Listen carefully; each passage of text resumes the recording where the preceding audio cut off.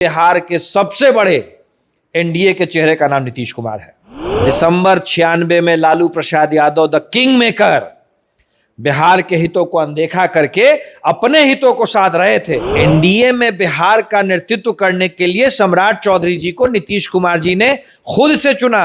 Lalu Prasad Yadav the great king maker, जिसे चाहते हैं उसकी सरकार बनवा देते। उस ठाकर भाई जी के माननीय पिताजी जगदा चचा इस बात को कहते थे कि हमारे नेता लालू यादव तो प्रधानमंत्री बना देते हैं। फरक्का समझौते में बिहार के हितों को अनदेखा करने के लिए कोई एक व्यक्ति जिम्मेदार है तो लालू प्रसाद यादव।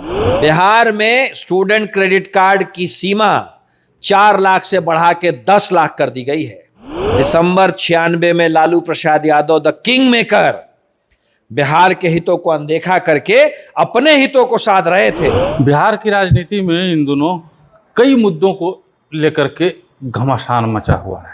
तमाम बिंदुओं पे बात करेंगे और हमारे साथ बातचीत के लिए बीजेपी के प्रवक्ता कुंतल कृष्ण जी है। शुरुआत उपेंद्र कुशवाहा जी से करेंगे। उपेंद्र कुशवाहा का पिछले दिनों जो बयान आया, उन्होंने कहा कि नीतीश कुमार की विरासत संभालने के लिए आरएलएम तैयार है। नीतीश कुमार अपनी विरासत सौंप देंगे उपेंद्र कुशवाहा को? देखिए, उपेंद्र जी एनडीए के वरिष्ठ नेताओं में से एक हैं, नीतीश जी के पुराने साथी हैं, परंतु जब विरासत संभालने की बात आती है तो विरासत तो उसकी संभाली जाती है जो एक्टिव राजनीति से रिटायर होने की बात करता है। आज के दिन में तो नीतीश कुमार जी सार्वजनिक जीवन में हैं, माननीय सांसद हैं, राज्यसभा के सदस्य हैं। बिहार से दिल्ली जाना उनका निजी फैसला था और जब वो बिहार से दिल्ली जा रहे थे तो एनडीए में बिहार का नेतृत्व करने के लिए सम्राट चौधरी जी को नीतीश कुमार जी ने खुद से चुना, सबकी सहमति से चुना। मैं इस बात को आपके सामने आधिकारिक तौर पे कह रहा हूं, पूरी जिम्मेदारी से कह रहा हूं कि सम्राट चौधरी जी का चयन नीतीश कुमार जी का अपना व्यक्तिगत निर्णय था। चूंकि उन्हें अपना उत्तराधिकारी चुनने के लिए हम सब ने ऑथराइज कर दिया था, हम सब ने ये नीतीश जी के ऊपर ही छोड़ दिया था, तो नीतीश कुमार जी ने व्यक्तिगत निर्णय लेते हुए सम्राट चौधरी जी के हाथ में बिहार की वो बागडोर सौंपी जिस बिहार को उन्होंने अपने आप से बनाया था। तो उत्तराधिकारी चुनने का जब वक्त आएगा तो मुझे उम्मीद है कि नीतीश कुमार जी भी उस पर अपना कोई निर्णय लेंगे। पर आज के दिन में तो राजनीतिक रूप से नीतीश कुमार जी खुद बहुत ही बेहतर तरीके से एक्टिव हैं। मतलब नीतीश कुमार की विरासत तो ऑलरेडी निशान संभाल चुके हैं, उसमें सम्राट चौधरी और उपेंद्र कुशवाहा कहां से आ गए? देखिए, यही बात मैं आपसे कहना चाह रहा हूं कि नीतीश कुमार जी अभी खुद ही सामाजिक जीवन में उपलब्ध हैं।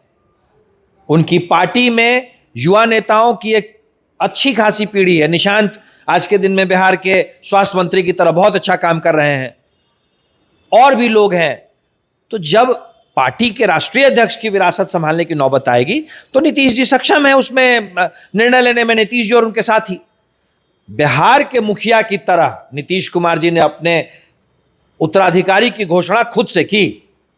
बिहार में एनडीए के नेता नीतीश कुमार जी आधिकारिक तौर पे जिस दिन उन्होंने कहा कि मैं अब दिल्ली जाना चाहता हूं, एनडीए के नेता के तौर पे आधिकारिक रूप से विधानमंडल दल के नेता के तौर पे उन्होंने ही सम्राट चौधरी जी का नाम प्रस्तावित किया और उन्होंने ही घोषणा की। आज भी बिहार के सबसे बड़े एनडीए के चेहरे का नाम नीतीश कुमार है। नीतीश जी का अपना निर्णय है। नीतीश जी कल के दिन में जो निर्णय करेंगे वो सबको मान्य होगा, परंतु विरासत का सवाल तो अभी आया ही नहीं है। नीतीश जी अभी तो खुद ही राजनीतिक जीवन में सबके सामने हैं, सबका मार्गदर्शन कर रहे हैं। चलिए, फरक्का जल संधि को लेकर के सत्ता और विपक्ष सामने सामने है। विपक्ष आरोप लगा रही है, वहीं जदयू के नीरज कुमार भी हैं, वो लगातार पोल खोल रहे हैं लालू प्रसाद यादव को इस मामले में घसीटा जा रहा है। क्या लगता है आपको कि बिहार के अपने हितों का जहां मुद्दा होता है वहां पे हम तो किसी पे आरोप वगैरह नहीं लगाते हैं। हमारे लिए, एनडीए के लिए, भारतीय जनता पार्टी के लिए बिहार का हित सबसे ऊपर है। हम तो सबको साथ लेके चलना चाहते हैं, पर ऐतिहासिक तथ्यों को आप कैसे झुठला सकते हैं? 1996 दिसंबर में जब फरक्का समझौता हो रहा था, उस वक्त माननीय लालू प्रसाद यादव जी को राजद के लोग किंग मेकर कहा करते थे। Lalu Prasad Yadav the great king maker, जिसे चाहते हैं उसकी सरकार बनवा देते। उस समय तो यह कहा जाता था कि तो राजद था ही नहीं, लालू प्रसाद यादव थे ना। जनता दल था ना, और जनता दल के सबसे बड़े चेहरा का नाम लालू प्रसाद यादव था। उस समय तो यह कहा जाता था कि मैं बार बार कह रहा हूं कि Lalu Prasad Yadav the king maker. Lalu Prasad Yadav ने तो इनके शब्दों में सुधाकर भाई जो आज बात कर रहे हैं, तो मुझे ये बात याद आ रही है कि सुधाकर भाई जी के माननीय पिताजी जगदा चचा इस बात को कहते थे कि हमारे नेता लालू यादव तो प्रधानमंत्री बना देते हैं। ये उसी वक्त की बात है, 96 में जब लालू प्रसाद यादव जी इस देश के प्रधानमंत्री को बना रहे थे, उस वक्त बिहार के इंटरेस्ट को अनदेखा कर रहे थे लालू यादव। दिसंबर 96 में Lalu Prasad Yadav the king maker Bihar के हितों को अनदेखा करके अपने हितों को साध रहे थे। इसीलिए अगर फरक्का समझौते में बिहार के हितों को अनदेखा करने के लिए कोई एक व्यक्ति जिम्मेदार है तो लालू प्रसाद यादव है। चलिए पुरानी बातों को छोड़ते हैं, नई बातों पे आते हैं। दिसंबर में जल संधि समझौता खत्म हो रहा है। बंगाल में भी आपकी सरकार, बिहार में भी आपकी सरकार, केंद्र में भी आपकी सरकार। अब बिहार के साथ न्याय होगा? भाई हमने अपनी बात केंद्र को भी रख दिया है, हमने अपनी बात सभी संबंधित पार्टियों को रख दी है। बिहार के हितों से कहीं कोई समझौता हम नहीं करेंगे। अभी देखिए जलस्तर बढ़ा, माननीय मुख्यमंत्री सम्राट चौधरी जी ने बिना एक सेकेंड गंवाए बंगाल के माननीय मुख्यमंत्री जी को यह निवेदन किया, उन्हें फोन पे बात की और कहा कि आप फरक्का के सारे गेट खोलें। ये जब संधियां होती हैं, और खास करके ऐसी संधियां जिसमें कि दो राज्य और अंतर्राष्ट्रीय स्तर का मसला इन्वॉल्व रहता है, तो इसमें बहुत सारे डेलिब्रेशंस आते हैं। उसमें आपको अपनी बात मजबूती से रखनी पड़ती है, लॉजिकली रखनी पड़ती है। आरोप प्रत्यारोप ये सब सिर्फ और सिर्फ राजनीति से ऊपर ये संधियां होती हैं। परंतु जो व्यक्ति जिस वक्त बिहार का प्रतिनिधित्व करता रहता है, उसकी नैतिक जिम्मेदारी होती है कि बिहार के इंटरेस्ट की बात वो करे। चलिए अब जंजी पे आते हैं। जंजी ने आपकी सरकार को झुकने पर मजबूर कर दिया केंद्र में। बिहार में भी सड़क पे है, गर्दनी बाग में धरना पे बैठा हुआ है। इधर आपकी सरकार ने स्टूडेंट क्रेडिट कार्ड में भी जो है 4 लाख से घटा के 2 लाख कर दिया है। भाई जेनजी तो हमारे अपने हैं, और जेनजी ने अगर कोई बात कही तो उन्होंने अपनी सरकार से अपनी बात कही। हमें लगा कि हमारे जो छोटे भाई हैं, हमारे जो बच्चे हैं, उनकी बात सही है, हमने उस पर निर्णय लिया। और निर्णय इस स्तर तक का लिया कि परीक्षाओं के लिए एक हाई लेवल कमेटी का गठन किया, और हमारे कैबिनेट के एक माननीय साथी ने त्यागपत्र तक दिया।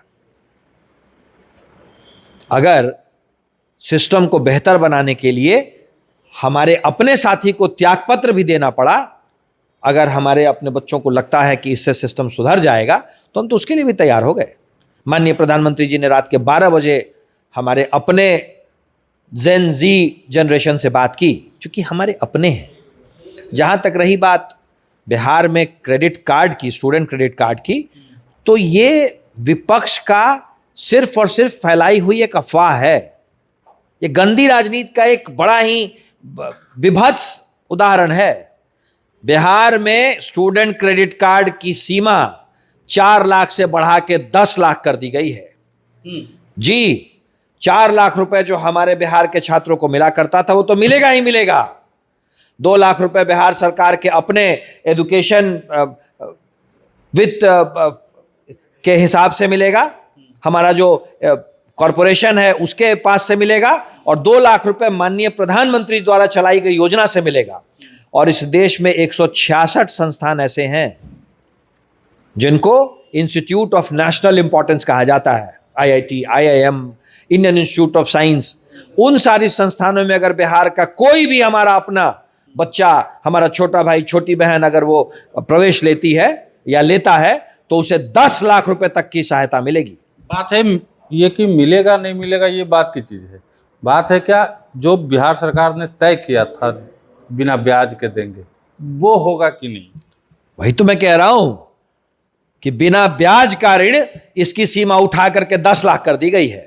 बिना ब्याज? जी, 4 लाख की जो घोषणा पहले थी वो तो है ही है। राष्ट्रीय स्तर पे जो सुविधा है उसमें 4.5 लाख से ज्यादा जिस परिवार की मासिक वार्षिक आय है, उनको ऋण में 3% की छूट है, 3% की छूट, उसके बाद ऋण लगता है 4.5 लाख से 8 लाख तक जिस परिवार की वार्षिक आय है। पर हमारी योजना में हमारे बिहार के बच्चा, उसके परिवार की आय कुछ भी हो, अगर वो पढ़ने के लिए ऋण लेता है तो संपूर्ण रूप से उसको हम ब्याज मुक्त करेंगे। अगर वो समय पे वापस कर देता है तो कुछ और भी मदद हम करेंगे। ये सारी चीजें हमारे बिहार के नौनिहालों के उज्जवल भविष्य के लिए किया गया है। बैंकिंग में कुछ नियम होते हैं, बैंकिंग के कुछ स्टैंडर्ड्स होते हैं। भूलवश भी अगर आप उन नियमों के खिलाफ चले जाते हैं, उन स्टैंडर्ड्स पे फेल हो जाते हैं, तो आपके आगे की जिंदगी में आपको बैंकिंग में परेशानी होती है। इन चीजों को ध्यान में रखते हुए हमने ऐसी व्यवस्था की है कि हमारा नौनिहाल बिहार का बच्चा पढ़ाई भी करे, और पढ़ाई करने के बाद अगर उसको अपना स्टार्टअप शुरू करने की मर्जी हो तो उसको मदद भी मिले, कहीं कोई दिक्कत नहीं आए। चलिए, कुंतल कृष्ण को सुन रहे थे, तमाम सवालों का जवाब इन्होंने बखूबी दिया है। आप क्या सोचते हैं इस बारे में कमेंट बॉक्स में जरूर बताइए।